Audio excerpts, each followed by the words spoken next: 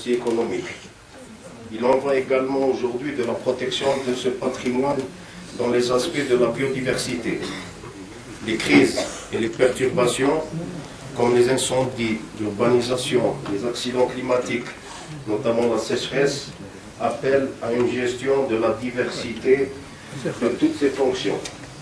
L'état des connaissances de cet écosystème forestier constitue le préalable basique à sa gestion durable. Aussi, la Commission en gestion et certification recommande 1. L'élaboration de la carte de l'aire potentielle du chêne liège. Cette carte découlera de la superposition des différentes cartes thématiques obligatoires. 2.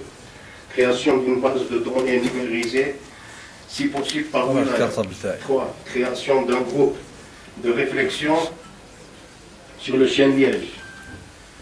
4. Mise à jour continue des fascicules de gestion et de propriété des forêts. 5. Élaboration de la carte typologique des peuplements.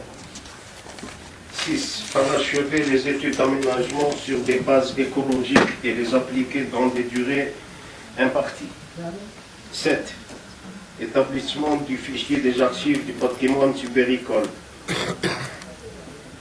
8. Installation d'un groupe de recherche et de réflexion sur le dossier de création de la station de recherche sur le liège.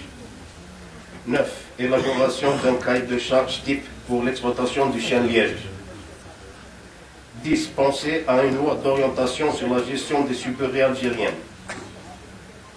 11. Installation d'un réseau agrométéo dans le domaine forestier national.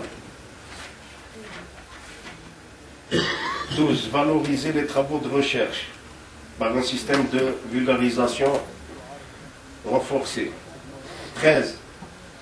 Renforcement de l'encadrement technique des structures déconcentrées de l'administration des forêts. 14. Révision des textes réglementaires relatifs à l'écoulement du liège. 15. Installer une commission de réflexion sur la certification des suberées sur la base d'un catalogue local, régional et national. Et 16. Installation d'une commission de mise en œuvre donc, de ces recommandations. Voilà, je vous remercie. Merci. Maintenant, je passe la parole à M. Aberkan pour lire les recommandations de l'atelier qualité du liège. Merci, monsieur. Monsieur Aladon. Oui, madame.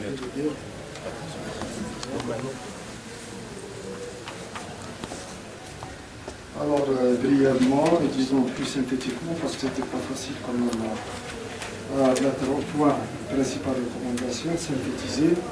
Donc, ce qu'on pourrait dire un petit peu comme recommandation générale, c'est qu'aujourd'hui, quand même, que l'écosystème forestier est intéressant et qu'il est utile, bien sûr, de pouvoir agir immédiatement, à moyen terme, à court terme et à long terme. Alors, dans un contexte quand même de concurrence féroce des produits de substitution plus actifs comme les capsules et les produits plastiques, le marché mondial donc, de la commercialisation du liège impose aujourd'hui l'amélioration qualitative de ce produit et la certification de tous les produits de la forêt en elle-même. Ça, c'est globalement. Maintenant, les actions urgentes à court terme, moyen terme et à long terme peuvent se résumer comme en des points très intéressants. Alors, en urgence, l'élaboration d'une subérothèque, un rajeunissement immédiat donc, des peuplements avec une mise en défense, un suivi phytosanitaire notamment sur les produits de TCA ou autres, un respect rigoureux dans la rotation donc, du démasquelage, qui est généralement supérieur à l'avant respecté, une formation donc, des ouvriers spécialisés donc, de démasqueleurs pour éviter les dégâts,